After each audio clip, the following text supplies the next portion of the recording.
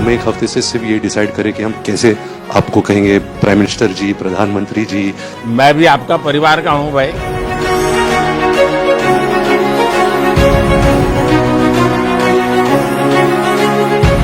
Wait करी थी जब आपको मिलेगी 10 साल से बताया करेंगे। 10 साल जी 10 साल पहले ब्रेसलेट करना था।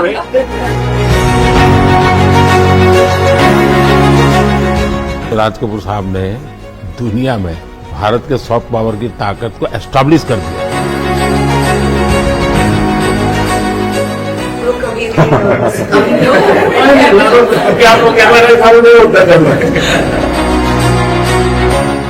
फोटो तो रैली होता होगा। बहुत कम वस्तुएं मुझे बचे थे फैमिली में, तो ये 10 या 12 वस्तुओं में से एक है, तो आपको पेश करना चाहते हैं हम। यहाँ जो पीएम म्यूजियम बना है उसमें रखवाऊंगा। आदरणीय प्रधानमंत्री श्री नरेंद्र मोदी जी। कट।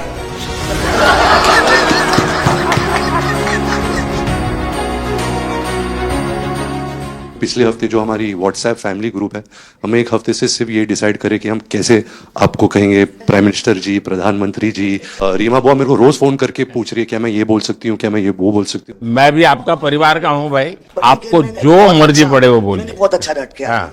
आदरणीय प्रधानमंत्री श्री नरेंद्र मोदी जी। कट।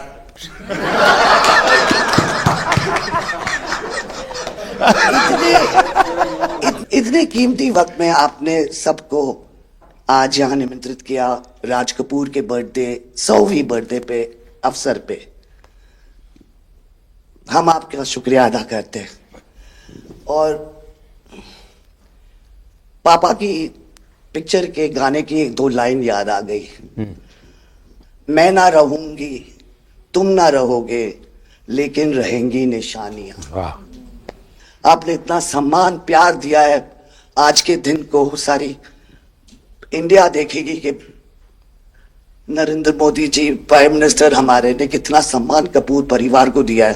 राज कपूर साहब का से बहुत बड़ा योगदान है जी। आपका स्वागत करने का अवसर मिला और राज साहब का 100वां जन्मदिन यानी हिंदुस्तान की फिल्म इंडस्ट्री की स्वर्णिम यात्रा का वो कालखंड है जी। अब 1947 नीलकमल, अब 2047 को हम जा रहे हैं। 100 साल की एक प्रकार से जब यात्रा बनेगी तो कितना बड़ा देश को कंट्रीब्यूशन है। आजकल हमारे यहाँ डिप्लोमेटिक वर्ल्ड में सॉफ्ट पावर इसकी बहुत चर्चा होती है कि भाई जिस जमाने में सॉफ्ट पावर शब्द का जन्म नहीं हुआ होगा, शायद राज कपूर साहब ने दुनिया में भारत के सॉफ्ट पावर की ताकत को एस्टैब्लिश कर दिया था। यानी एक बहुत बड़ी भारत को उनकी सेवा थी। रणबीर के साथ हुआ है, वो गाड़ी में बैठा था और एक रशियन टैक्सी ड्राइवर था और उसने बोला कि are you from India? And he was singing a song, I am Raj Kapoor's grandson. से बेटा मैंने कहा था कि उनका पोता तो हमेशा मुझे फ्री टैक्सी फ्री हो जाते हैं। एक काम हो सकता है क्या, खास करके सेंट्रल एशिया, कोई ऐसी फिल्म बने जो वहां के लोगों के दिल दिमाग पर राज साहब आज इतने सालों के बाद भी यानी आज भी उनका पूरा कंट्रोल है। मैं बताता हूँ, आज छोटे बच्चों को भी सिखाते गाने। हाँ, यानी उनके जीवन में प्रभाव है। मुझे लगता है कि सेंट्रल एशिया में बहुत बड़ी ताकत है जी। हमें पुनर्जीवित करना चाहिए, हमें इसको नई पीढ़ी तक जोड़ना चाहिए और एक लिंक बने। अब ऐसा कोई क्रिएटिव वर्क करना चाहिए और बन सकता है। वो उनको इतना प्यार मिला उसमें कि ये थोड़ा से उनका नाम इंटरनेशनली भी बाहर गया और उनको बोल सकते हैं छोटे से तरीके से एक कल्चरल एम्बेसडर। लेकिन आज मैं ये आपको बोलना चाहती हूँ, वो छोटे से कल्चरल एम्बेसडर थे, लेकिन हमारे प्राइम मिनिस्टर इंडिया के तो हमें ग्लोबल मैप में डाल दिया है। एंड वो हम we are so proud, each member of this family is very proud. देखिए देश की आज प्रतिष्ठा बहुत बड़ी है। सिर्फ योगा ले लीजिए जी, आज दुनिया के किसी भी देश में जाइए, योगा के प्रति इतना ये और ये ठीक। मम्मी और मैं हम दोनों बेबो लोलो हम सब योगा में बहुत रुचि रखते हैं। वैसे मैं दुनिया के जितने लीडर से मिलता हूँ, लंच डिनर अगर साथ में है तो मेरे अगल बगल में जितने भी है वो मेरे से योगा के लिए ही चर्चा करते हैं। एक छोटा सा ट्रिब्यूट है नाना जी के लिए। एक्चुअली दरअसल मेरा पहला फिल्म है एज अ प्रोड्यूसर एंड मेरा सपना था कि मैं अपने फैमिली के साथ कुछ करूं, तो सब इस फिल्म में है। मैं एक चीज बोल सकती जी हूँ, बिल्कुल। ये वो ग्रैंडसन है, राधा ग्रैंडसन्स मेरे दोनों बच्चे, हैं, ये अपने नाना को मिले नहीं है हैं, और ये पिक्चर बना रहे हैं और उनकी सब उस अरमान ने इतनी खोज की है हर चीज की और उसपे थोड़ा बहुत just for him he is making. जो कुछ सीखे हम फिल्मों के माध्यम से और जो माँ ने सिखाया मुझे, उनसे सीखे हम। देखिए जब आप रिसर्च करते हैं ना तो एक प्रकार से आप उसको जीते हैं जी, उस दुनिया को जीते हैं, तो आप बड़े भाग्यवान हैं जी कि भले आपने नाना जी को देखा नहीं लेकिन नाना जी को जीने का आपको अवसर मिल रहा है। जी बिल्कुल बिल्कुल, ये बहुत बड़ा सपना है मेरा और I am really thankful, full family is part of this. मुझे याद है हमारे यहाँ इनके फिल्मों की ताकत क्या थी। जनसंघ का जमाना था और दिल्ली का चुनाव था, तो चुनाव में जनसंघ के लोग हार गए, तो अडवाणी जी अटल जी ने कहा यार चुनाव तो हार गए, क्या करेंगे, तो चलो बोले मूवी देखते हैं। तो वो मूवी देखने गए, राज कपूर साहब की मूवी फिर सुबह होगी। जनसंघ के दो नेता पराजय के बाद जाते हैं और मूवी देखते हैं फिर सुबह होगी, और आज फिर सुबह हुई। मैं चाइना में था, आपके पिताजी का एक गाना था, उसको वो प्ले कर रहे थे, तो मैंने मेरे साथियों को कहा, मैंने इसका मोबाइल फोन पर रिकॉर्डिंग करो, मैंने ऋषि साहब को भेजा था। अच्छा। और वो इतने प्रसन्न हो गए। इनफैक्ट अभी हाल ही में आप आई थिंक अफ्रीका गए थे और वहाँ भी मैंने एक क्लिप देखा था, आप एक जवान के साथ खड़े थे और वो उस टाइम मेरा गाना गा रहे थे। समझा, पर मैंने वो क्लिप देखा था और काफी लोगों ने मुझे भेजा था और सब लोग बहुत खुश हो गए। बट एक चीज मैं कहना चाहूंगी, गाना जो है जो दुनिया को यूनाइट करता है, स्पेशली जो हिंदी गाने होते हैं, मतलब लोग गाते ही रहते हैं, शायद शब्द उनको समझ में ना आए। और ये मैंने काफ़ी देखा जब हम ट्रैवल करते हैं, खास करके of course with Raj Kapoor songs, but even now I think एक जो एक स्पेशल फीलिंग और एक सेंटिमेंट होता है हमारे गानों में, सब लोग बहुत इंस्टेंटली कनेक्ट करते हैं। और उसी के साथ एक क्वेश्चन था आपके लिए, क्या आप गाने सुन पाते हैं? मैं सुन पाता हूँ क्योंकि मुझे अच्छा लगता है, कभी मौका मिल जाए तो मैं जरूर सुन लेता हूँ। आप पहले प्रधानमंत्री हैं जिससे मैं मिला हूँ और आपने आंखों में आंख लगा के इतने मतलब पर्सनली हमसे मिले हैं और 2 बार मिले हैं। आप में इतनी अच्छी एनर्जी है और आप इतनी मेहनत करते हैं और आप जो करते हैं मैं आपको कंग्रेचुलेट करना चाहूँगा और thank you for opening your doors और हम सबसे मिलने के लिए और इतने एक्सेसिबल होने के लिए, तो बहुत खुश हूँ। मैं आपके पिताजी को मिला हूँ और मैं सोच रहा था कि आज मुझे 3 पीढ़ी को मिलने का मौका मिलेगा, लेकिन आप लाए नहीं तीसरी पीढ़ी को। They're all big actors. We are not in the creative field. My children are trying level best. That we would be invited by the Prime Minister. मतलब पापा थैंक यू। 13, 14 और 15 दिसंबर को हम राज कपूर का एक रेट्रोस्पेक्टिव कर रहे हैं। गवर्नमेंट ऑफ इंडिया, NFDC और NFAI ने हमारी बहुत मदद की। हमने उनकी 10 फिल्म लेके उनको रिस्टोर किया है, ऑडियो और विजुअल। तो हम पूरे हिंदुस्तान में कुछ 160 थिएटर्स में 40 सिटीज़, अराउंड 40 सिटीज़ उनकी फिल्में दिखा रहे हैं। तो 13 तारीख को हमारा प्रीमियर है।